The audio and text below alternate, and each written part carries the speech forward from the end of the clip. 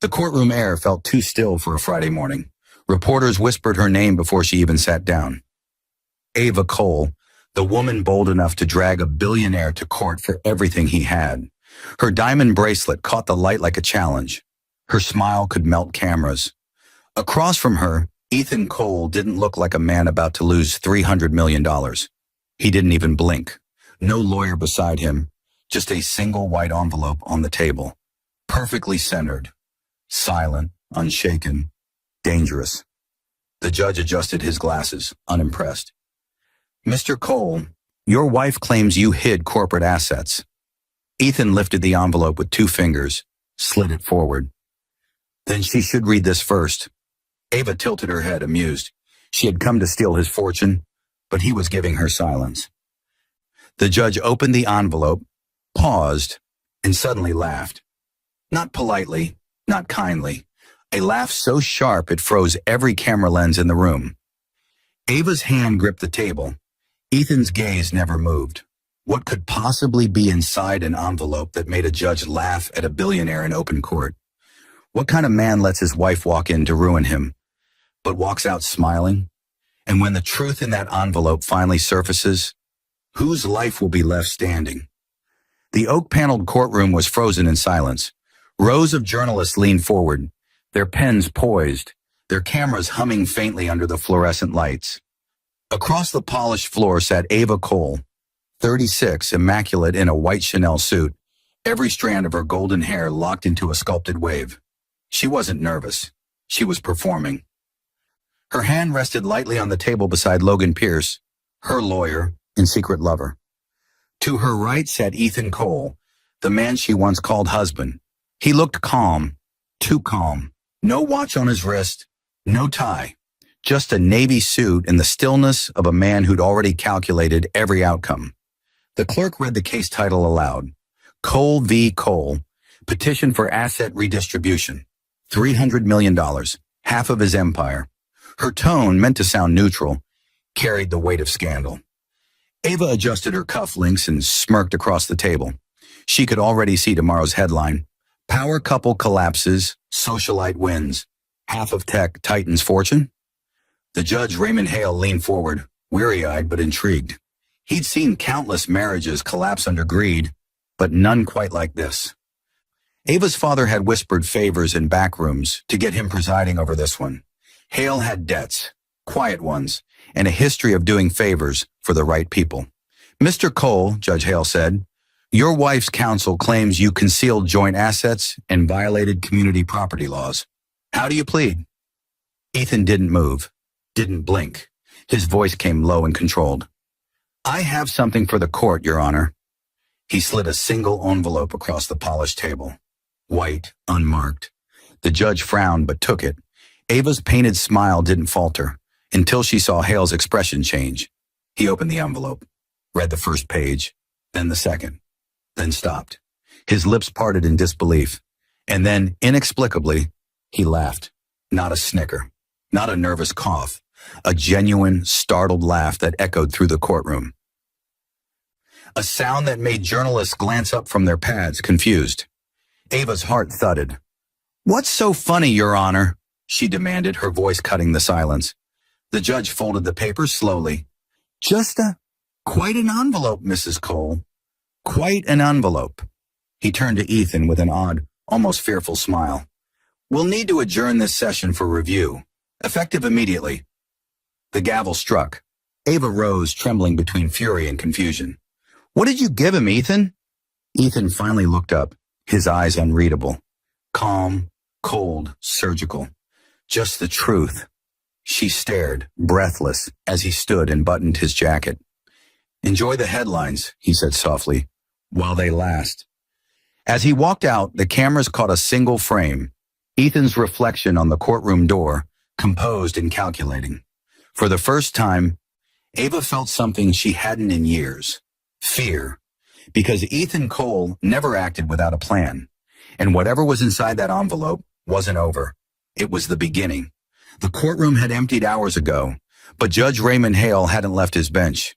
The envelope lay open before him, its contents spread across the mahogany desk like a confession he was afraid to read twice. The first page was a wire transfer record.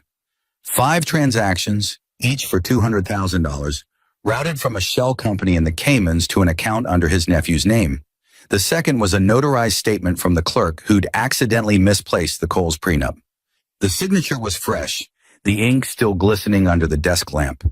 And the third document, the one that made him laugh in open court, was a printed screenshot of his own text messages with Ava's father. The final line read, "You'll get your favor, but this one's on record now." Hale leaned back, sweating through his collar. He'd taken bribes before, but never from a man who already knew it. Ethan Cole hadn't come to court to win. He'd come to warn him. A knock at the door broke his thoughts. "Judge, are you still here?" It was his assistant. "Leave," he said quietly. "Now." He gathered the papers back into the envelope and sealed it again, trembling. For the first time in 30 years on the bench, he didn't know which side of justice he stood on. Across town, the city skyline glittered like 1,000 cameras. Inside her penthouse, Ava Cole paced barefoot on the marble floor, a glass of wine trembling in her hand. Logan, still in his suit, sat on the couch scrolling through his phone. "He's bluffing," he said. "Whatever's in that envelope, it's posturing." Ava's reflection in the glass wall didn't look convinced. He didn't even flinch, Logan. He came in alone. No attorney, no team, no panic, nothing. That wasn't posturing. Then what was it? Her voice dropped to a whisper. It was a signal. Somewhere between the court exit and her penthouse, her confidence had started to decay. Her father hadn't answered her calls. The judge's chambers weren't returning messages. And Ethan, silent, invisible Ethan, hadn't posted, called, or appeared anywhere online since the verdict delay. The silence was too clean, too deliberate. Logan poured himself another drink. Even if he's hiding something, he can't win without the prenup. The judge can't touch you. You're still legally entitled to half. Ava forced a smile. Then why did the judge laugh? He hesitated. Maybe he thought it was funny. Her voice hardened. Judges don't laugh at billionaires in public, Logan. They fear them. Outside, thunder rolled above Manhattan, soft, distant, and promising. Ava turned toward the window, staring at the skyline Ethan once built. For years, she'd thought his silence meant surrender. Now it felt like warning, because somewhere out there, the man she'd tried to destroy was already moving pieces she couldn't see. And whatever was inside that envelope wasn't leverage. It was permission. The rain started just before midnight, streaking the penthouse windows like fingerprints from ghosts. Ava stood in front of the mirror, the same one Ethan had gifted her on their second anniversary. A Venetian antique with gold edges that reflected her face from 100 fractured angles. Once she used it to rehearse smiles before his corporate galas. Tonight it only showed cracks. Her phone buzzed again, another message from Logan, unread. You're overthinking it. But she wasn't. Somewhere deep inside, the sound of the judge's laughter replayed like a broken clock she couldn't silence. She poured another glass of wine. It didn't help. Nothing did. Because every time she blinked, she saw that envelope sliding across the table, quiet and lethal, like a guillotine made of paper. She remembered the first time she met Ethan, 7 years ago at a charity tech summit in San Francisco. He'd spoken softly, almost shyly, but the room listened like he was gravity itself. She'd laughed at his simplicity then. He'd worn the same gray suit twice that week. She told her friends he was brilliant but boring. They told her boring men were the safest kind to betray.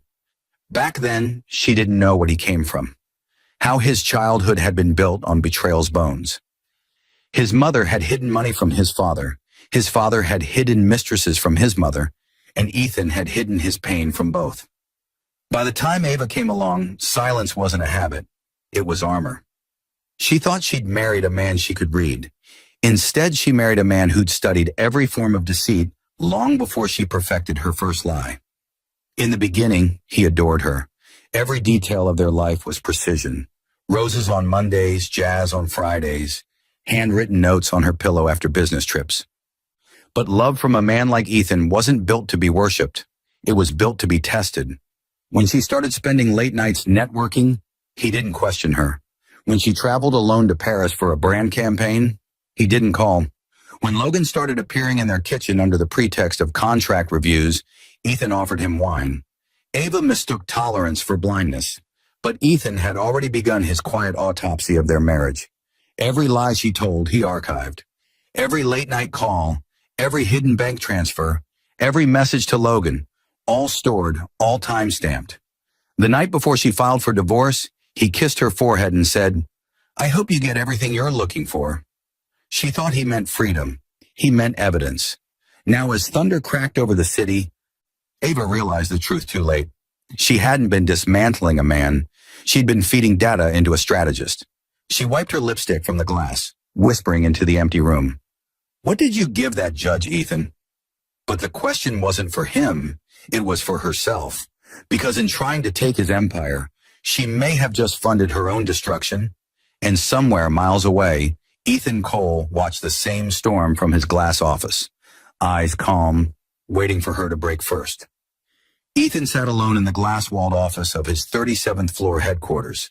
The city stretched below him in ribbons of light, each window a story, each street a secret. He could still hear the faint echo of Judge Hale's laughter from the morning, the laugh that told him everything had gone exactly as planned. On the desk lay a single photo frame turned face down, his wedding photo. Ava smiling like a woman who believed she'd conquered the world, and Ethan smiling like a man who already knew how it would end. He'd built this company from nothing, a data security empire born from obsession. Every system he ever designed, every algorithm, every firewall came from the same childhood fear that truth could be stolen, rewritten, or weaponized. He'd watched his mother forge bank statements to bankrupt his father, then watched his father fabricate evidence to ruin her. From them, he'd learned that betrayal wasn't personal. It was procedural, and procedures could be studied. He poured himself a drink, the ice clinking like punctuation. In his mind, Ava's voice replayed the first lie she ever told him. "I love how simple you are, Ethan." She'd said it softly, tracing his jaw, her eyes glittering like glass. But what she really meant was, "I love how controllable you are." He had let her believe that for 7 years, because people who think they control you always reveal themselves faster. The mirror across from his desk reflected his silhouette, still, deliberate, dangerous. For years, he'd watched her reflection instead of her face, the subtle texts under the dinner table, the sudden weekend campaigns that never matched the calendar invites, the perfume that lingered even on nights she claimed to work late. Each inconsistency was logged in his private system, Project Halo, a silent AI that cross-referenced her lies against real-world activity. It mapped her deception like a weather forecast, predicting storms before they arrived. He had known about Logan for 2 years. He had even increased Logan's consulting pay just to see how far greed would drive him. He'd known about her hidden accounts, her borrowed jewelry, her fake charities. He let her believe she was outsmarting him because every betrayal needs a stage, and he was patient enough to build one. Now, as the city lights reflected across the windows, Ethan finally flipped the photo upright. He studied it, expressionless. Ava's smile, his silence, frozen in time. He whispered almost to himself, "You married a man who studies patterns, Ava, and betrayal is the oldest one." His phone buzzed. Vivian Shaw, his in-house counsel, had sent a single message. Judge Hale called. He wants to meet tomorrow, privately. Ethan exhaled slowly. The game was moving faster than expected. He looked back at the city, his empire of code, steel, and foresight, and smiled faintly. The judge's laughter had echoed in court, but soon the sound that would echo louder would be hers. Morning sunlight cut across Ethan's penthouse like a quiet interrogation. He stood by the window, coffee untouched, watching the news crawl across the TV at the far end of the room. Court adjourned indefinitely in Cole vs. Cole. The anchors were speculating, the internet already inventing stories about power, about secrets, about the mysterious envelope that made a judge laugh at a billionaire. He muted the TV. Let them talk. Confusion was the first phase of control. Vivian Shaw entered, her tone calm but edged. "You didn't file the counter petition." "I know. You're letting her think she's winning. That's the point, he said softly. Noise makes people predictable. Silence makes them desperate. He walked toward the massive digital screen embedded in his wall. It displayed a live schematic of all his companies, subsidiaries, and private trusts. 1,000 branches pulsing faintly in blue. With one gesture, he began freezing them. Joint accounts, shared trusts, cards in both names. Ava's world began to vanish one transaction at a time. Across the city, her morning started with confusion. Her driver's card was declined. Her assistant called in panic about unpaid invoices. The penthouse staff asked if their salaries had bounced. Each small inconvenience built like pressure behind glass. Ava dialed Logan, furious. He's cutting me off. You said he couldn't. Logan paced his office, trying to sound confident. He's bluffing. He can't make any move until the court reopens the case. She laughed bitterly. Then explain why I just got an alert saying my credit line's frozen. He said nothing. Ethan's silence wasn't weakness. It was the architecture of war. While the tabloids wrote stories of his humiliation, he quietly submitted sealed motions through Vivian, each one invisible to public record, but devastating in reach. Behind the curtain, federal investigators began tracing corporate donations tied to Ava's father's company, the same company that had bribed Judge Hale. Ethan didn't need a courtroom anymore. The system that betrayed him was now the weapon he owned. He turned to Vivian. File nothing public for 3 weeks. Let the silence grow. Vivian nodded. And her attorney? He smiled faintly. He'll talk soon. Men like Logan always do. By afternoon, Ava was pacing her marble living room, calling banks, lawyers, friends. The more she shouted, the less anyone answered. Her father refused to pick up. The judge had gone silent. Even Logan's tone had shifted from confident to careful.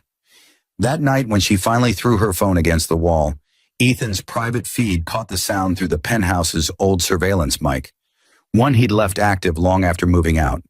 He leaned back in his chair, eyes fixed on the waveform spike of her scream. For the first time since the trial began, he smiled. Silence, after all, wasn't the absence of noise. It was the sound of someone learning they'd lost. By Monday, Manhattan was whispering. Not about the trial, about the disappearance. Ava Cole's name had vanished from company boards, PR rosters, and even Google search autofills. Her brand partnerships were paused for review. Her photo shoots canceled. She woke to 60 unread messages in a notification that her public Instagram account, with 2.4 million followers, had been temporarily suspended for verification concerns. The emails followed like falling dominoes. Collaboration terminated, funds withheld, contract under audit. Her empire was evaporating, and she didn't know how. In Ethan's office, the sound of keys echoed like a metronome. Vivian stood beside him as the digital map of Ava's influence glowed on the wall. Every brand, endorsement, and joint venture connected through tiny red lines.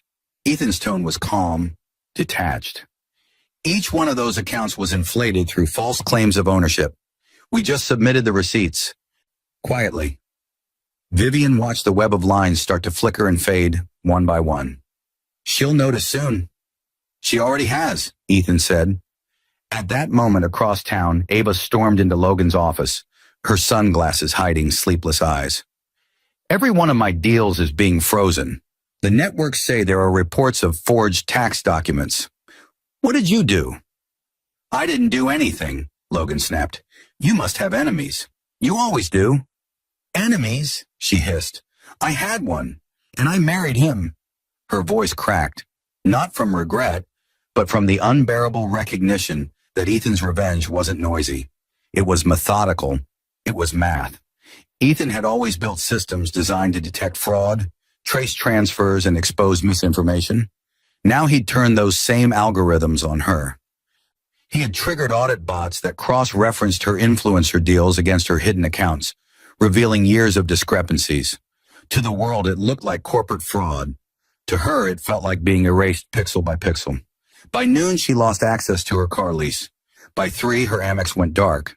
By 5, her penthouse management notified her that ownership disputes had frozen the property's legal status.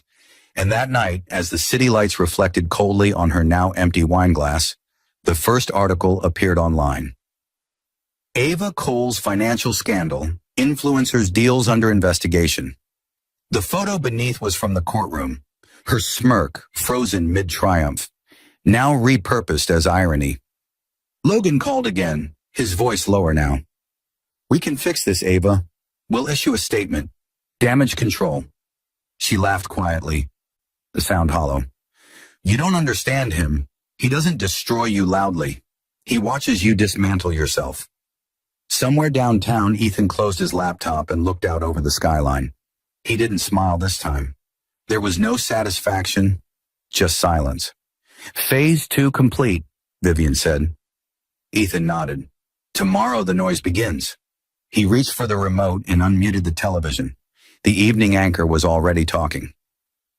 Breaking news. Corporate fraud linked to former CEO's ex-wife under investigation. He turned the volume up slightly. Let the world watch. The stage was ready for her fall. By Wednesday morning, Manhattan had a new addiction. Watching Ava Cole's downfall unfold in real time. News vans lined the street below her penthouse, their antennas aimed skyward like bayonets. Camera flashes leaked through her curtains, turning her sleepless face into a strobe of panic. On every channel, anchors repeated the same headline. Socialite under investigation for corporate misrepresentation. Clips from the courtroom looped endlessly. The moment the judge laughed, the shot of Ethan sliding the envelope, her frozen smile. It was the kind of humiliation no PR team could bury. Ava sat at her kitchen island, scrolling through the wreckage. Her sponsorships were gone. Her email filled with legal inquiries and refund demands. Even her so-called friends had turned poetic in betrayal, posting vague captions about toxic people who wear diamonds. She tossed the phone aside and whispered, "He's controlling the narrative." Logan burst through the door minutes later, jacket half buttoned, panic behind his professional tone. Ava, don't talk to anyone, not the press, not the networks. We issue one statement, a denial, and ride the storm out. Ride it out? She laughed sharply. He's feeding them the storm. He tried to meet her eyes but couldn't. Do you have any idea how much he's spending on this? She took a long breath. He doesn't need to spend. He owns the systems everyone else rents. Across town, Ethan was in a conference room overlooking Wall Street. Vivian had set up 3 screens. One showed live coverage of Ava's scandal. Another displayed analytics tracking keyword spikes, like AvaGate, Surinak's fake love queen, sure, gold digger trial.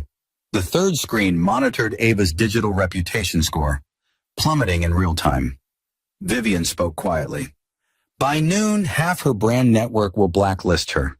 By tomorrow, every endorsement she's ever signed will be pulled for breach of ethics. Ethan nodded. Send a legal notice to the last agency that still represents her. Make them aware of the pending IRS review. He didn't smile, didn't gloat. This wasn't victory. It was execution by precision. At noon, Ava's world truly split.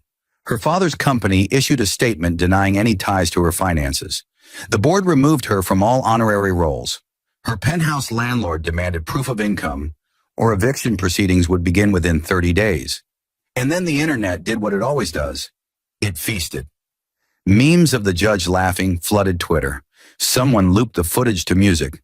Even late-night hosts joked, when the judge laughs before the verdict, you already lost.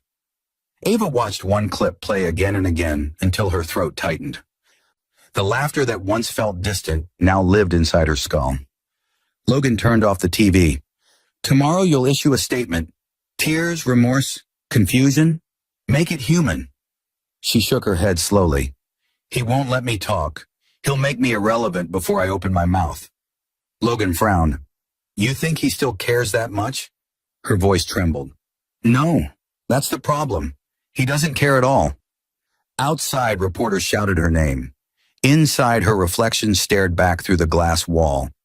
A woman built for cameras, now destroyed by them. Somewhere, Ethan watched the same broadcast, the same reflection, and whispered. And that's 3. Phase 3, public implosion, was complete. The world no longer believed in Ava Cole. And soon, neither would she.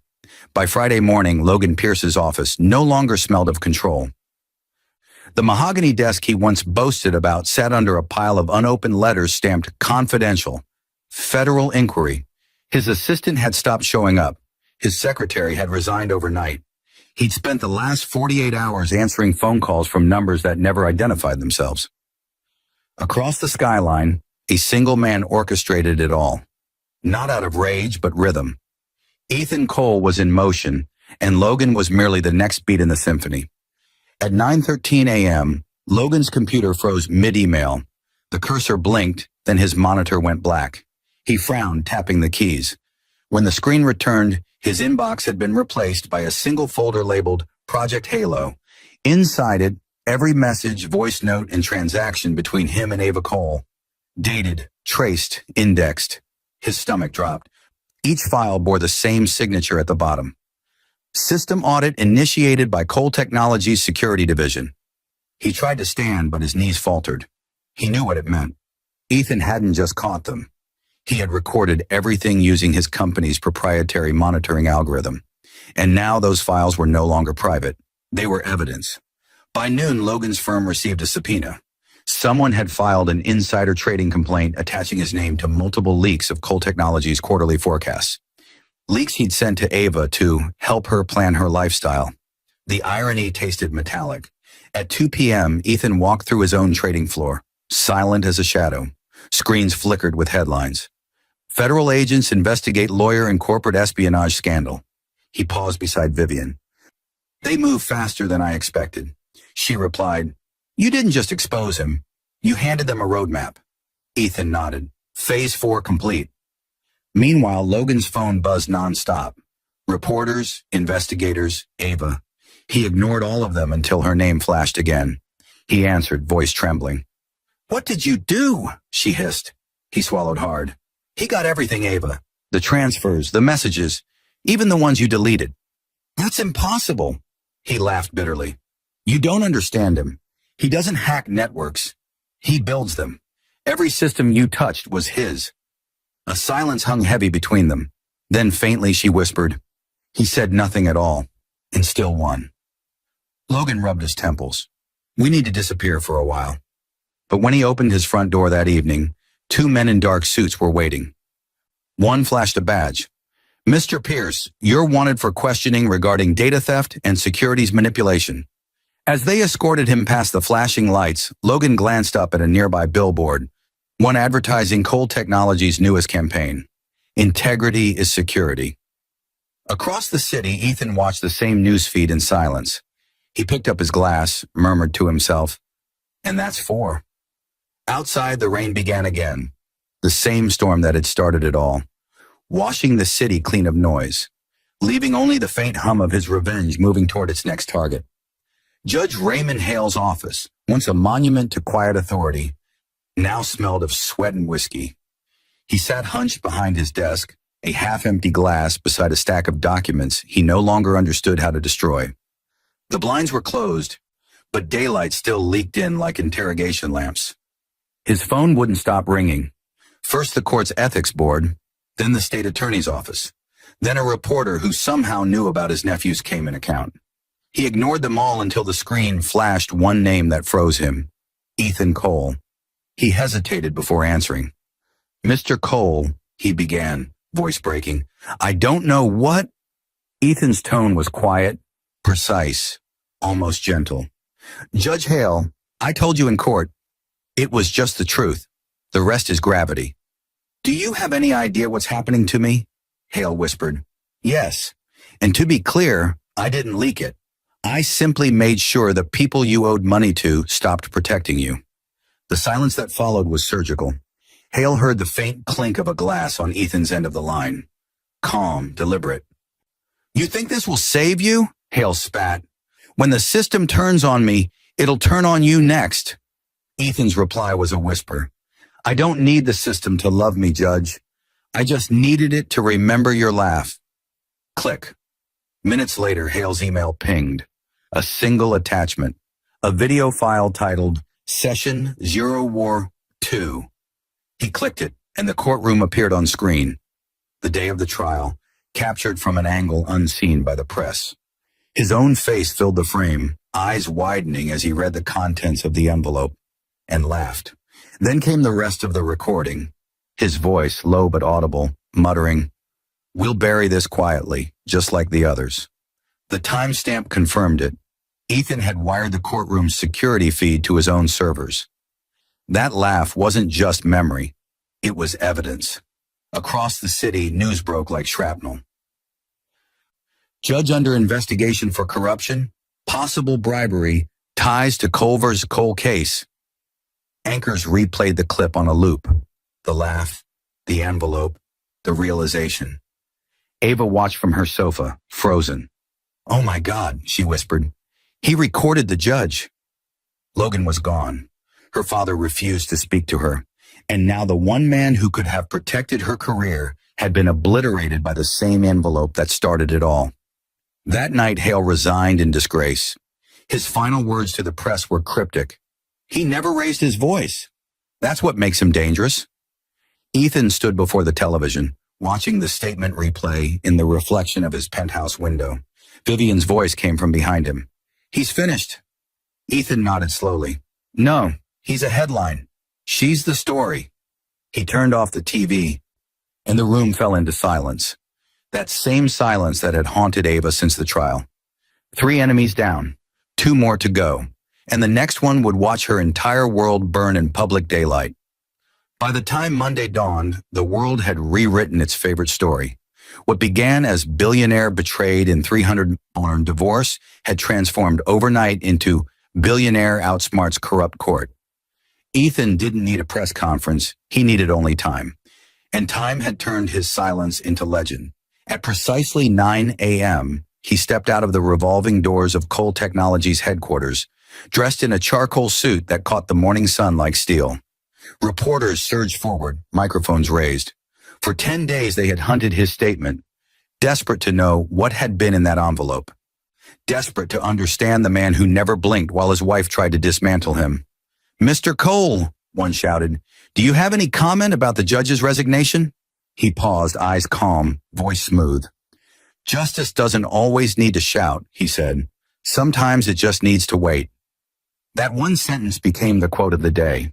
Within an hour, memory, "Justice Waits" was trending across every platform. Inside, the PR team watched his live broadcast. The entire floor hushed. Vivian stood nearby, scrolling through live analytics.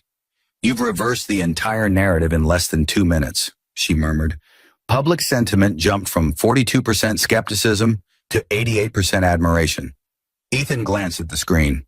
Photos of him shaking hands with employees. Headlines calling him the silent genius. Meanwhile, Ava's world continued its freefall. Her remaining brand partners pulled out, her legal fees stacked like dominoes, and her social accounts flooded with venom. She had tried to post a video explaining herself, a shaky, tear-filled apology, but the comments buried her alive. "Why are you sorry now?" one read. Another, "He warned you with silence." By afternoon, Ethan appeared on CNBC for a scheduled interview. The host smiled nervously, clearly aware she was speaking to the man the nation had been dissecting for weeks.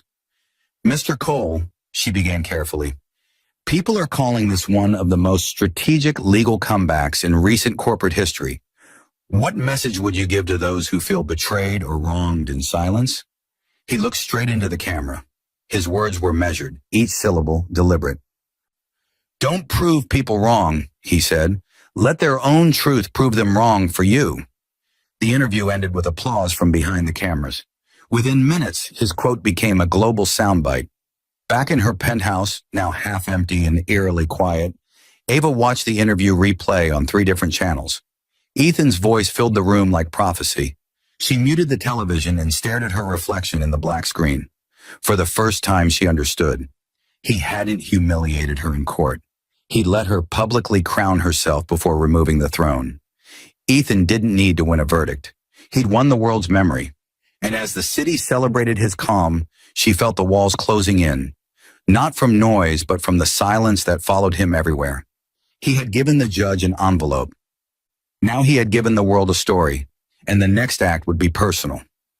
The rain returned the night Ava finally asked to see him, not through lawyers, not through Vivian.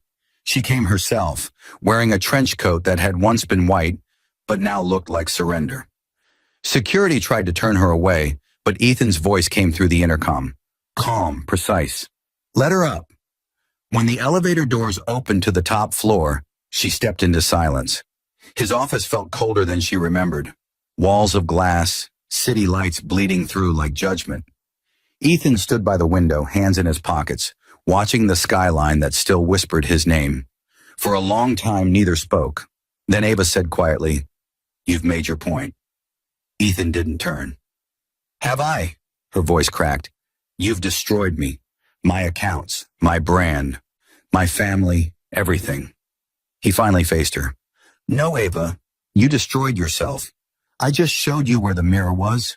She took a step closer, trembling. "You think this makes you the hero? You made me into a monster." He studied her face the same way he used to study market data, measuring trends, not feelings. "You were already one," he said softly. "You just finally ran out of people willing to believe your lies." Tears streaked her makeup.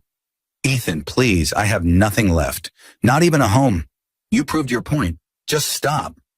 He walked to his desk, opened a drawer, and pulled out a single folder. "Do you remember what you said the night before you filed for divorce?" She looked confused. "I don't." "You said, 'No man walks away from me without regret.'" He placed the folder on the desk. "Inside are DNA results for the 2 children you claimed were mine." Her knees weakened. "Ethan, they're not. I knew for years. I paid their tuition anyway. Not for them. For you. Because I wanted you to know that I could love what wasn't mine and still not need you." Ava broke, collapsing into the chair across from him. "You're not human." He smiled faintly. "No, I'm prepared." For a long moment, the only sound was the rain against the glass. Then Ethan added quietly, "You wanted to take my fortune in court. Instead, I gave you something money can't fix. Memory. Every time someone Googles your name, they'll see the laugh, the scandal, the lie, and me, silent, smiling." She covered her face, sobbing. "What do you want from me now?" Ethan stepped closer, voice calm as stone. "Nothing. The game ended the day you walked into that courtroom." She looked up at him one last time, eyes red. "You'll regret this." He nodded once. "Maybe, but not tonight." As security escorted her out, Ethan turned back to the window. The city was still awake, still alive, still his. He whispered into the quiet room, almost to himself. "The judge laughed at me because he thought I lost everything. He didn't realize I was just making space to watch her fall." The lights dimmed, the rain softened, and Ethan Cole, once betrayed, now untouchable, closed the chapter with silence sharper than any verdict. Weeks passed, and the city moved on to newer scandals. The cameras that once hunted Ethan now chased other faces, other falls. But in the quiet corners of New York's upper skyline, Ethan Cole's name had taken on a new kind of weight, not the glimmer of gossip, but the gravity of survival. He stood in front of a crowd in a modest press hall, no longer flanked by lawyers or shareholders, only a few reporters and a small banner behind him. The Cole Foundation, restoring justice for silent fathers. Vivian stepped aside as he approached the podium. No flashbulbs exploded this time. The room waited, subdued, curious. Ethan adjusted the mic. "A few months ago," he began, "I was called a man who lost everything. Today I'm here to say I didn't lose. I learned." He spoke slowly, not to perform, but to heal. "I learned that silence isn't weakness, it's strategy. I learned that truth, no matter how long it waits, still arrives on time. And I learned that even the kindest men can become dangerous when forced to choose between love and dignity." The room was still. Some nodded. Others just listened. He continued, "This foundation is for the fathers who built homes they were later exiled from, for the men accused, mocked, erased, but who never stopped showing up, because justice shouldn't depend on who cries louder. It should depend on who stands longer." Applause began softly, then grew. Not loud, not frenzied, but respectful. When it was over, he stepped down quietly, greeting no one, heading straight for the rooftop. The evening air was cool, the skyline burning gold in the sunset. He looked down at the streets below, the same streets where Ava once paraded her life for cameras, where headlines once mocked him, where laughter once filled a courtroom. He could still hear it, that laugh, the judges, Ava's, even his own from a time when he believed love was safe. Vivian joined him on the terrace, holding a sealed envelope. "Final file from the investigators," she said. "All cases closed. You're clear." Ethan took it, but didn't open it. "Let it stay sealed," he said. "I don't need to read the ending to know it's over." She smiled faintly. "You really let it go." He watched the horizon. "No, I let it teach me." Down below, the city pulsed with noise. New ambitions, new betrayals, new stories waiting for their own silence. Ethan turned, walked back inside, and left the envelope on the table. Unmarked, white, and still, the same way it began, and as the lights dimmed. The final line of a forgotten interview replayed softly from a nearby television. "Sometimes the quietest man in the room isn't losing. He's preparing." Ethan smiled almost imperceptibly. Some wars end with victory. His ended with clarity.